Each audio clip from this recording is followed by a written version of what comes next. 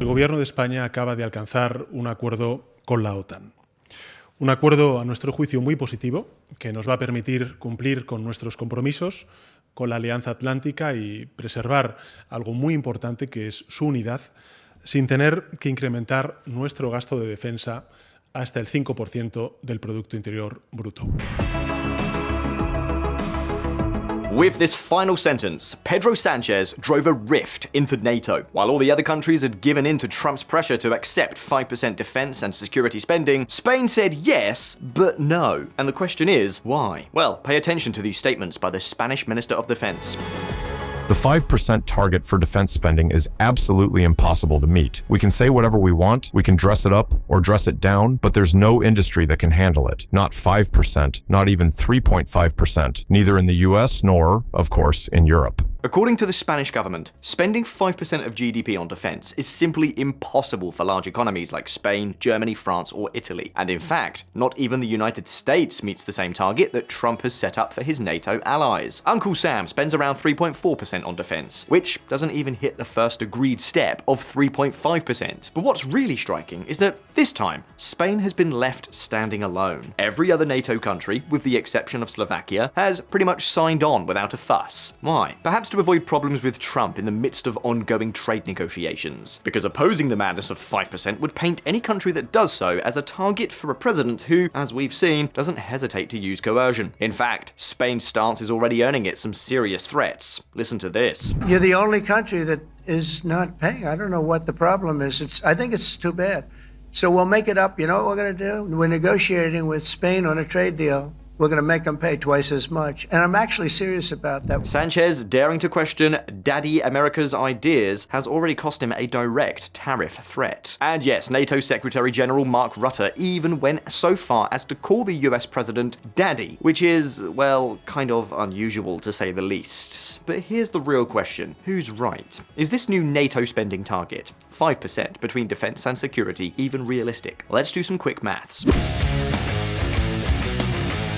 To give you some perspective, South Korea, a country that's technically still at war and lives under constant threat from its northern neighbor, spent just over $47 billion in 2024. Under the new target, Spain would need to spend close to $90 billion a year. In other words, with this new NATO commitment, Spain would be spending almost twice as much on defense as South Korea. And I don't know about you, but those numbers, they're really quite shocking. In the end, sure, Spain had to give in and signed the document calling for 5% spending by 2035, 3.5% on defense, plus 1.5% on security. Supposedly with a promise from Rutte that they can go at their own pace. But let's be honest, most of the politicians in Spain and plenty of other countries who reluctantly signed this won't even be around in 2035 to deliver on it. And their successors? Well, chances are they won't be too keen on actually following through either. And realistically, unless something unexpected happens, Trump won't be around to collect on his threats either.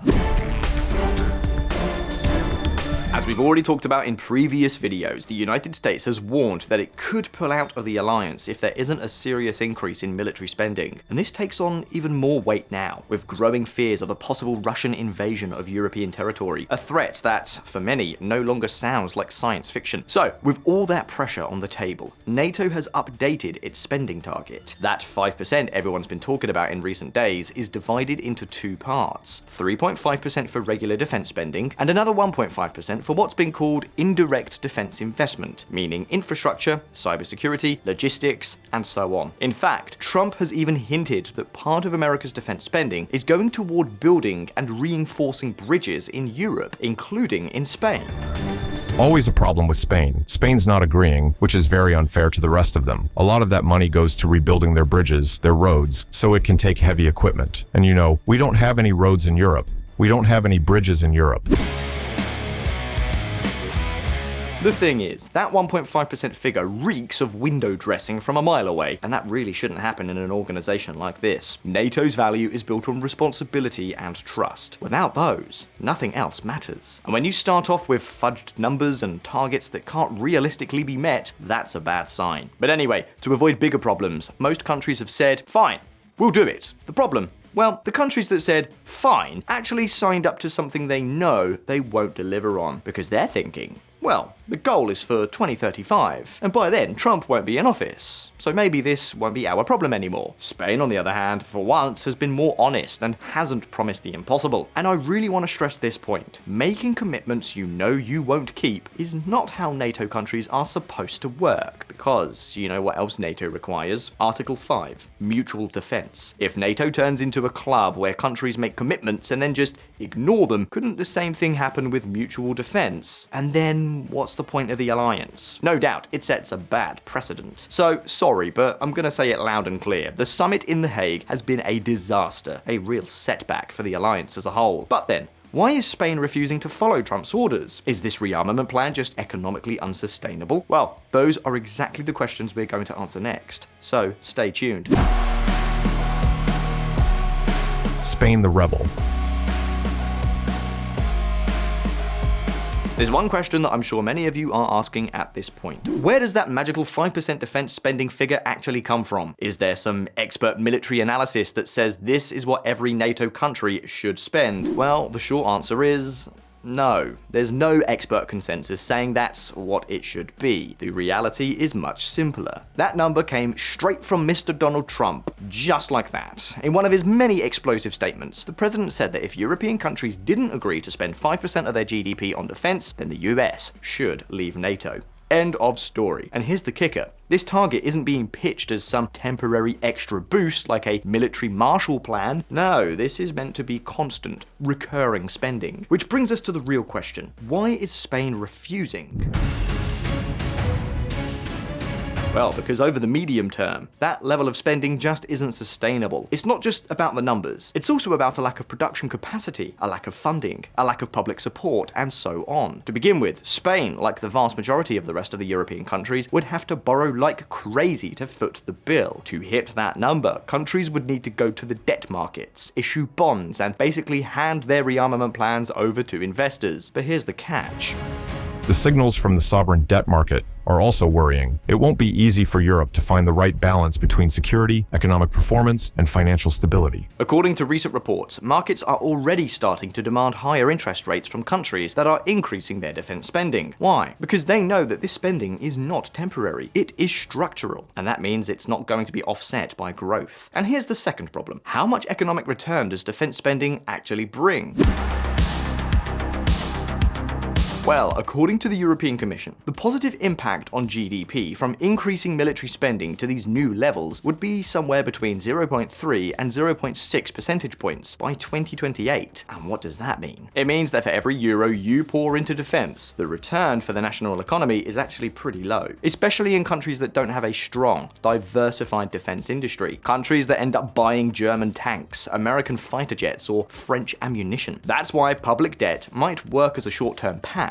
But as the years go by, military spending will turn into a fiscal black hole, and then tough decisions will have to be made. Cut pensions, education, healthcare, raise taxes maybe? Now you try explaining those sacrifices to the average European, or to hit a target that doesn't even seem to make much sense and serves only to please Trump, cutting back and hiking taxes just to spend more. And to top it off, the European defense industry barely makes up 0.5% of total industrial output. And worse yet, it doesn't even produce everything needed to supply the armed forces. It's highly specialized in just a few specific weapons systems. So, could this ecosystem grow? Well, sure, it will grow, and grow a lot, but here's the catch. The defense industry probably won't trust that this level of spending will stick in the medium or long term, so they're likely to stay very cautious with their investments. The result? Long waiting lists and skyrocketing prices. In this case, we would be talking about a very expensive bill with little return on investment, and that's not all. At the NATO summit, no one even discussed what really matters: coordinating European defense spending so that countries build complementary capabilities and ensure everything actually works together. For example, who is going to be in charge of protecting the Mediterranean? Wouldn't it make sense for countries like Spain and Italy to plan their investments to generate strong integrated combat groups? And what about coordinating between defense companies to avoid redundant costs? Airbus was a success precisely because efforts were coordinated. But here, no one's talking about any of that. But what if spending so much on defense could end up doing more harm than good? What if it turns into a real headache? Pay close attention, because what we're about to tell you is bound to grab your attention. Expense or waste. At the start of this video, we told you that one of Spain's reasons for opposing NATO's new defense spending target was that it's simply impossible to meet. So, is that true? Or not? Well, the short answer is yes. For the most part, it is, and we're about to explain why. To begin with, and as we have already talked about once or twice, the European military industry is very fragmented in small national defense companies. There are many national manufacturers such as Leonardo, Rheinmetall, Indra, or Thales that compete more than they collaborate. In the United States, on the other hand, there are giants like Lockheed Martin or Raytheon that, over time, have been consolidating huge production lines to the point of manufacturing practically everything, and on an enormous scale. This problem within the European industry makes it practically impossible to respond to rapid increases in demand, such as the one that would be produced with this deluge of expenditure that is currently being proposed. Let me give you an example. The war in Ukraine. The increase in demand following the outbreak of this war alone has generated huge bottlenecks. To give you an idea, European artillery ammunition delivery times exceed 18 months in many cases. Another example, in March 2023, the European Union approved a plan to supply 1 million artillery shells to Ukraine in 1 year. Well, 1 year later, only 52% of the total had been delivered, and factories of European companies such as Nammo and Nexter simply could not scale up their production on time due to the lack of raw materials, logistics, and workers. And that's another thing. Estimates say that, to reach 5% defense spending, Europe would need to at least triple the number of employees in its defense sector. And here's where another problem arises. Even if the money was there simply wouldn't be enough engineers, technicians, or skilled workers to pull off that kind of expansion overnight. Nor would research centers and military training programs have the capacity to ramp up quickly enough to meet all those new needs. It would take years to get there. Could Europe's military industry boost its capabilities? Yes, of course, but it wouldn't happen nearly as fast as some people think.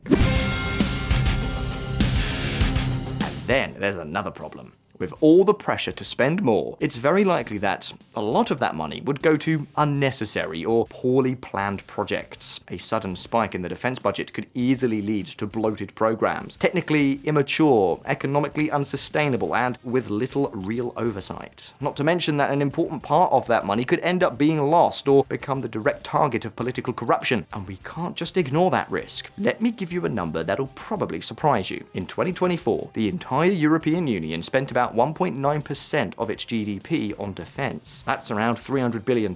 Jumping to 5% would mean spending close to $800 billion a year, about the same as the US, but without a mature, large-scale defense industry. So, what would happen? A lot of countries would likely pad their defense budgets with unnecessary expenses, or they end up buying weapons abroad that wouldn't bring much benefit to Europe itself. And we already have examples of how these rushed defense spending plans can go wrong. Take France's military programming law, 2024 to 2023, a plan to modernize and expand the French armed forces with more than 400 billion euros. Well, last year the French army warned it couldn't recruit enough soldiers or qualified techs, especially for cyber defense and complex equipment maintenance. Technical schools and universities just aren't keeping up with the demand for defense, electronics, or weapons engineers, and that's already putting the plan at risk of failure. Now imagine the same situation, but across Europe, and with an extra $500 billion a year. I can tell you right now, that would almost certainly collapse the defense sector, at least for a number of years, until companies could catch up. And that is something Trump clearly didn't factor in when making his demand. And here's the thing, there's still something we haven't even mentioned yet that could end up playing a much bigger role than it seems. Any guesses? Well, The price of madness.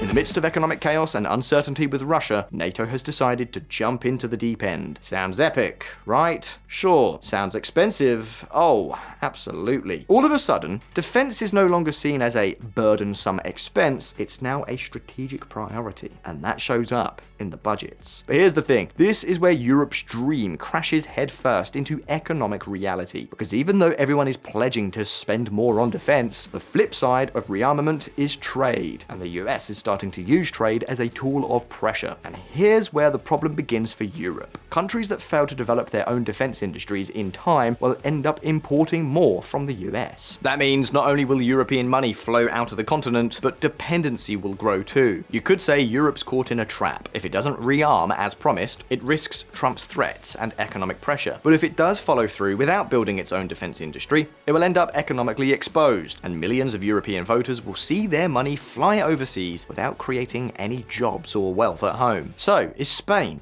actually right this time? Well, whatever their reasons for opposing this defense spending spree, the truth is, Spain's position takes on a whole new meaning. By refusing to ramp up spending to 5%, Madrid isn't just slowing down a military push many see as excessive, it might also be saying, hey, let's be careful about the economic cost of this alliance. Is it irresponsible, a stand for sovereignty, or a sign that something just doesn't add up in the official narrative? And let's not forget, Donald Trump won't be around forever.